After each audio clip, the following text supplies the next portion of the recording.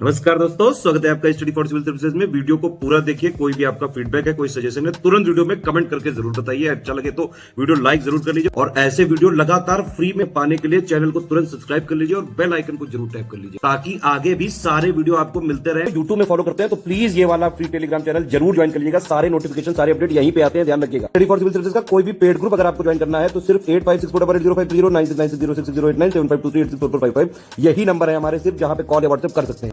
Instagram पे हमारा page जरूर फॉलो कर लीजिएगा, स्टडी फॉर सिविल .सर्विसेज है।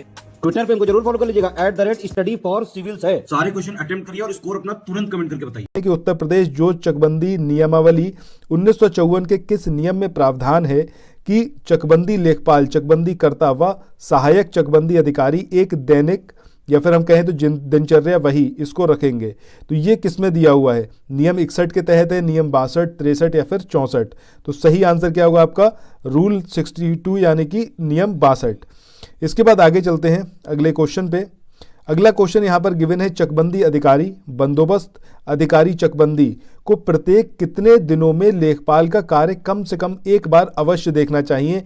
क्या ये 10 दिन है, 7 दिन है, 15 दिन है या फिर ये 30 दिन है? तो सही आंसर क्या होगा आपका? 15 डेज। हर 15 दिन में एक बार ज़रूर इनको इनका कार्य जो है वो चेक करना चाहिए। इसके बाद आगे बढ़ते हैं अगले क्वेश्चन पे। अगला क्वेश्चन यहाँ पर गिवन है, चकबंदी लेखपाल की डायरी से संबंधित यहाँ पर आपको कथन दे रखे हैं, बताना है कि कौन सा यहाँ पर सत्य है। पहला यहाँ पर स्टेटमेंट है, चकबंदी लेखपाल की डायरी पर प्रतिदिन की प्रगति अपने हस्तलेख में लिखेंगे, बिल्कुल सही बात है। दूसरा है, सहायक चकबंदी अधिकारी और चकबंदी कर्ता प्रतिदिन शाम को 5 बजे अपने हस्ताक्षर कर चेक करेंगे, ये वाली बात भी सही है। तीसरा यहाँ पर है, चकबंदी अधिकारी प्रत्येक दूसरे और चौथे सोमवार को शाम को 5 बजे चेक कर डायरी पर हस्ताक्षर करेंगे, ये भी यहाँ पर सही है। तो हमारा आंसर क्या होगा? उपर्युक्त सभी। ये तीनों ही स्टेटमेंट यहाँ पर बहुत इंपॉर्टेंट है, इनको याद रखिएगा। इनसे रिलेटेड भी क्वेश्चन आ सकते हैं और इस तरीके से भी आपको क्वेश्चन पूछा जा सकता है। इसके बाद आगे बढ़ें क्वेश्चन नंबर 4 पर। यहाँ पर गिवन है कि निम्न में से कौन सी सिफारिशें अधिक अन्न उत्पादन जांच समिति जो कि 1952 की है इसके द्वारा की गई थी। सबसे पहली इसमें सिफारिश थी कि तालुका की स्थापना जिसमें 100 से 200 गांव को सम्मिलित किया गया, ये वाली बात यहाँ पर सही है। दूसरा है, जिला स्तर पर अगर हम बात करें तो विकास संबंधी गतिविधियों को कलेक्टर के अधीन एकीकृत किया जाए, ये भी यहाँ पर सही है। इसके बाद है, राज्य स्तर पर मुख्यमंत्री की अध्यक्षता पर मंत्रिमंडल समिति की तथा एक गैर सरकारी बोर्ड की सिफारिश की गई है, ठीक है, ये भी यहाँ पर सही है। मतलब दो यहाँ पर बात करी गई है। एक पहली चीज़ यहाँ पर यह बोला गया कि अगर राज्य स्तर पर बात करें तो मुख्यमंत्री की अध्यक्षता में जो है एक मंत्रिमंडलीय समिति की यहाँ पर सिफारिश है। दूसरा ये है कि एक गैर सरकारी बोर्ड इसको भी वहाँ पर बनाया जाए, ठीक है, राज्य स्तर पर। तो ये दोनों ही बातें यहाँ पर सही हैं, तो उपर्युक्त सभी यहाँ पर हमारा आंसर आएगा। इसके बाद आगे बढ़ें अगले क्वेश्चन पे।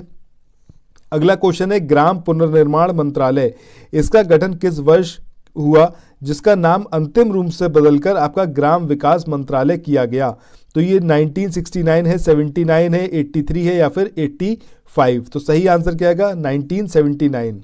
इसमें आपका ग्राम पुनर्निर्माण मंत्रालय, इसका नाम मतलब फाइनली बदलकर क्या करा गया? ग्राम विकास मंत्रालय। और इसका जो गठन हुआ था ये कब हुआ था? 1979 में। यानी कि ग्राम पुनर्निर्माण मंत्रालय का गठन कब हुआ? 1979। इसके बाद आगे बढ़ते हैं अगले क्वेश्चन पे। अगला क्वेश्चन यहाँ पर गिवन है, ग्राम विकास परियोजनाओं के लिए धन जुटाने के लिए राष्ट्रीय ग्राम विकास कोष, इसका जो गठन करा गया है, इसको स्थापित किया गया है, कौन से ईयर में करा गया? 1981 में, 82 में, 83 में या फिर 84 में? तो सही आंसर यहाँ पर क्या आएगा? 1984 में। याद रखिएगा, इंपॉर्टेंट है। इसके बाद आगे चलें नेक्स्ट क्वेश्चन पे। अगला क्वेश्चन यहाँ पर है कि निम्न में से कौन जिला योजना समिति की अध्यक्षता करता है? जिलाधिकारी करता है, उप जिलाधिकारी करता है, मंडल आयुक्त या फिर एक विशेष अधिकारी? तो सही आंसर क्या आएगा आपका? जो डिस्ट्रिक्ट मजिस्ट्रेट होता है यानी कि जिलाधिकारी होता है वो इसकी अध्यक्षता करता है। इसके बाद आगे बढ़ते हैं अगले क्वेश्चन पे। इसके बाद अगला क्वेश्चन यहाँ पर है कि निम्न में से किसकी अध्यक्षता में सामुदायिक विकास परियोजनाओं राष्ट्रीय विस्तार सेवाओं की समीक्षा के लिए 1957 में एक समिति का गठन किया गया? क्या ये बलवंत राय मेहता समिति थी, अशोक मेहता समिति थी, SR राव या फिर GS सिंघल। तो सही आंसर यहाँ पर क्या आएगा आपका, बलवंत राय मेहता समिति थी, इसका गठन किया गया था 1957 में, ताकि जो सामुदायिक विकास परियोजनाएं हैं इनका निरीक्षण किया जा सके। ठीक है, इसके बाद अगले क्वेश्चन पे चलें। अगला क्वेश्चन यहाँ पर है आपका, ऋण आपूर्ति और समन्वय की समीक्षा के लिए गठित खंड स्तरीय समन्वय समिति, इसकी एक माह में कितनी बार बैठक होती है? 2 बार, 3 बार, 1 बार या फिर 4 बार? ठीक है, तो याद क्या रखना है आपको कि ऋण आपूर्ति और समन्वय की समीक्षा के लिए जो गठित होती है खंड स्तरीय समन्वय समिति, इसकी एक माह में कितनी बैठकें आयोजित की जाती हैं? तो सही आंसर यहाँ पर क्या आएगा, 1 बार। इसके बाद आगे चलें नेक्स्ट क्वेश्चन पे। क्वेश्चन नंबर 10 यहाँ पर है कि जिला स्तर पर नियोजन और क्रियान्वयन के लिए जिला ग्राम विकास एजेंसी ये बनाई जाती है, इसका अध्यक्ष कौन होता है? कलेक्टर, उपायुक्त, जिला मजिस्ट्रेट या फिर तीनों में से कोई भी? तो सही आंसर क्या आएगा, इन तीनों में से कोई भी यहाँ पर इसका अध्यक्ष हो सकता है। कलेक्टर भी हो सकता है, उपायुक्त भी हो सकता है और जिला मजिस्ट्रेट भी हो सकता है। इसके बाद आगे चलें। अगला क्वेश्चन यहाँ पर है, नरेंद्र मोदी इन्होंने उत्तर प्रदेश के किस जिले में सरयू नहर राष्ट्रीय परियोजना का उद्घाटन किया? बलिया, महाराजगंज, बलरामपुर या फिर श्रावस्ती? तो ये जो इसका सही आंसर आएगा वो क्या आएगा आपका, बलरामपुर। याद रखिएगा, वेरी इंपॉर्टेंट। इसके बाद आगे चलते हैं अगले क्वेश्चन पे। अगला क्वेश्चन यहाँ पर है, देश में कौन सा एकमात्र राज्य है जहाँ पर 5 अंतर्राष्ट्रीय हवाई अड्डे हैं? कर्नाटक है, गुजरात है, महाराष्ट्र या उत्तर प्रदेश? तो सही आंसर क्या आएगा आपका, उत्तर प्रदेश। ठीक है, यहाँ पर क्या है, 5 अंतर्राष्ट्रीय हवाई अड्डे हैं। इसके बाद अगले क्वेश्चन की तरफ चलें। यहाँ पर गिवन है कि उत्तर प्रदेश अधिवक्ता कल्याण निधि अधिनियम 1974 में संशोधन कर अधिवक्ताओं यानी कि लॉयर्स की बात हो रही है, इनको 15 लाख से 5 लाख रुपए एक मुश्त किश्त जो है वो दिए जाने की घोषणा की गई। ये राशि उन अधिवक्ताओं को दी जाएगी जिनका पंजीकरण डैश वर्ष का पूर्ण हो गया हो। मतलब इनका जो रजिस्ट्रेशन से लेके अब तक अगर बात करें तो कितना इनका टेन्योर हो गया है उसके बारे में पूछा जा रहा है कि कितना होना चाहिए, तब इनको ये 5 लाख से और 15 लाख के बीच में जो एक मुश्त राशि है वो दी जाएगी। ये 5 वर्ष है, 15 वर्ष है, 30 वर्ष है या फिर 35? तो सही आंसर क्या होगा, 30 वर्ष। ठीक है, 30 ईयर्स का कम से कम इनका रजिस्ट्रेशन हो गया हो तब इन्हें ये जो राशि है ये दी जाएगी। इसके बाद आगे चलें आज के अगले क्वेश्चन पे। यहाँ पर बात करी गई है 1 एकड़ में कितने कच्चा बीघा होते हैं? 5, 5.2, 4.8 या फिर 4.9? तो सही आंसर क्या आएगा आपका, 4.8। 1 एकड़ में 4.8 कच्चा बीघा होते हैं। सो क्वेश्चन नंबर 15 की बात करें, निम्न में से कौन से जैव उर्वरक धान की खेती में उपयोगी होते हैं? पीएसवी, नील हरित शैवाल, एजोला या फिर सभी? तो आंसर क्या आएगा आपका, ये सभी जो है धान की खेती में बहुत ज़्यादा उपयोगी है। सो अब नेक्स्ट क्वेश्चन पे चले। इससे पहले आप लोगों से एक रिक्वेस्ट है कि भाई अगर आपने अभी तक हमारे चैनल को सब्सक्राइब नहीं करा है ऑनलाइन एग्जाम प्रिपरेशन को, तो जल्दी से उसको सब्सक्राइब करिए। और जो हमारा पेरेंट चैनल है यानी कि स्टडी फॉर सिविल सर्विसेज, इसको भी तुरंत ही आप सब्सक्राइब करिए। जितने भी वीडियोज यहाँ पर आते हैं उनको पूरा देखिएगा, तभी आपको बेनिफिट होगा। और आपके कोई भी एग्जाम की आप तैयारी कर रहे हो तो हर एक एग्जाम के पॉइंट ऑफ व्यू से बहुत ज़्यादा इंपॉर्टेंट है। हमारा ये जो मटेरियल आपको मिल रहा है ये कहीं और नहीं मिलेगा। और कैसा भी पेपर आ जाए, कितना भी टफ आ जाए, आप 100% वहाँ पे सक्सेस आपको मिलेगी। ठीक है, तो ज़रूरी यही है कि आप जो है कंप्लीटली वीडियोस को देखिए। अगर पेड ग्रुप ना भी ज्वाइन कर पा रहे हैं तो नो वरीज, कम से कम आप जो यहाँ पर फ्री मटेरियल अवेलेबल है उसका ज़रूर फ़ायदा उठाएं। ठीक है, और अगर ये वाला वीडियो आपको पसंद आता है तो लाइक का बटन ज़रूर प्रेस करिएगा और ज़्यादा से ज़्यादा इसको शेयर भी करिएगा। सो अब बात करते हैं इस क्वेश्चन की। यहाँ पर बात करी गई, निम्न में से कौन सी संकर धान की प्रजाति है? PHB 71, नरेंद्र, संकर धान 2 या फिर प्रो एग्रो 6444? तो देखिए तीनों ही जो हैं धान की संकर प्रजाति हैं यानी कि हाइब्रिड वैरायटी है धान की, याद रखिएगा। इसके बाद अगले क्वेश्चन की तरफ चले। यहाँ पर बात है, निम्न में से किस जगह राष्ट्रीय कृषि विपणन संस्थान ये स्थित है? नई दिल्ली है, बेंगलोर है, देहरादून है या फिर जयपुर? तो सही आंसर इसका आपको बताना है कि सही आंसर क्या होगा। तो यहाँ पर याद रखिएगा जयपुर है जहाँ पर ये संस्थान स्थित है। इसके बाद अगले क्वेश्चन की तरफ चलें। यहाँ पर बात हो रही है, धान उत्पादन में भारत का विश्व में कौन सा स्थान है? पहला है, दूसरा है, तीसरा या फिर चौथा? तो सही आंसर क्या आएगा आपका, सेकंड, दूसरा नंबर पर है हिंदुस्तान धान उत्पादन में। इसके बाद आगे चलें। अगला क्वेश्चन यहाँ पर है, निम्न में गेहूं की कौन सी प्रजाति उत्परिवर्तन यानी कि म्यूटेशन द्वारा विकसित की गई है? कल्याण सोना है, शरबती सोनारा है, सोनारा 64 है या फिर ये आपका सोनालिका है? तो सही आंसर क्या आएगा आपका, शरबती सोनारा। ये म्यूटेशन के थ्रू इसको प्राप्त किया गया है। इसके बाद आगे चलते हैं अगले क्वेश्चन पे।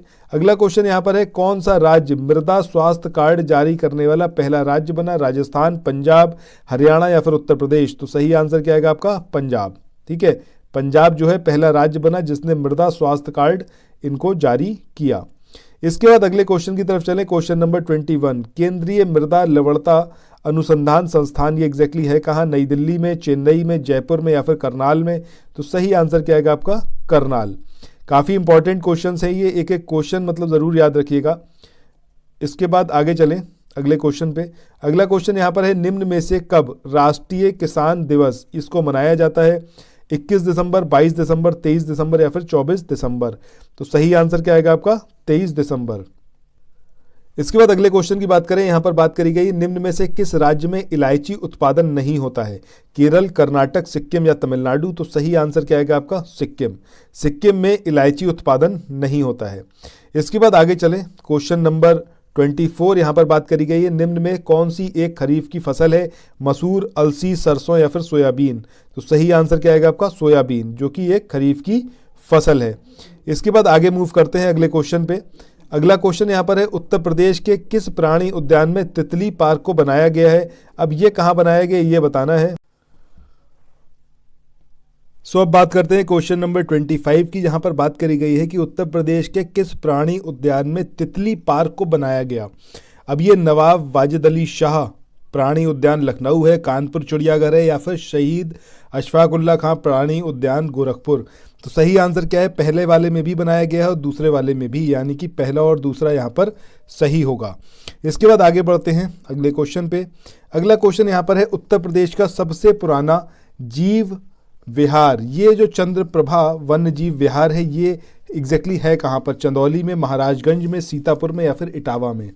तो सही आंसर क्या होगा इसका? चंदौली। ठीक है, याद रखिएगा, ये भी काफ़ी इंपॉर्टेंट क्वेश्चन है। इसके बाद आगे बढ़ते हैं अगले क्वेश्चन पे। अगला क्वेश्चन यहाँ पर है, जलोढ़ मिट्टी यानी कि जो एल्यूवियल सॉइल होती है, इसमें किसकी कमी पाई जाती है? पोटाश, चूना, मैग्नीशियम या फिर फॉस्फोरस? तो सही आंसर क्या आएगा आपका? फॉस्फोरस। इसके बाद आगे बढ़ें अगले क्वेश्चन पे। अगला क्वेश्चन यहाँ पर गिवन है, खादर मिट्टी को और किस नाम से जाना जाता है? बलुआ, मटियार, दोमट या फिर ये सभी? तो सही आंसर क्या आएगा? जो आपका खादर मिट्टी है इसको बलुआ मिट्टी बोला जाता है, मटियार भी बोला जाता है और दोमट भी बोला जाता है। तो सभी यहाँ पर सही आंसर होगा। इसके बाद क्वेश्चन नंबर 29 की बात करें, भारतीय मसाला शोध संस्थान निम्न में से कहाँ पर है? कोझिकोड, एन्नौर, सोलन या फिर बेलूर? तो सही आंसर क्या आएगा आपका? कोझिकोड में। ठीक है, यहाँ पर भारतीय मसाला शोध संस्थान स्थित है। इसके बाद आगे बढ़ते हैं अगले क्वेश्चन पे। अगला क्वेश्चन और आज का हमारा आखिरी क्वेश्चन, जो कि है आपका, नवीन आंकड़ों 2017-18 के अनुसार उत्तर प्रदेश का शुद्ध सिंचित क्षेत्रफल कितना है?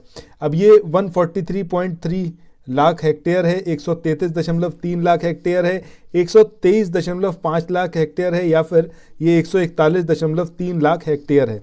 तो सही आंसर क्या आएगा आपका? 143.3 लाख हेक्टेयर है शुद्ध सिंचित क्षेत्रफल उत्तर प्रदेश का। ठीक है, इसके साथ ही इस वाले वीडियो को यहीं पर एंड करते हैं। आपको ये सेशन कैसा लगा कमेंट सेक्शन में ज़रूर बताइएगा।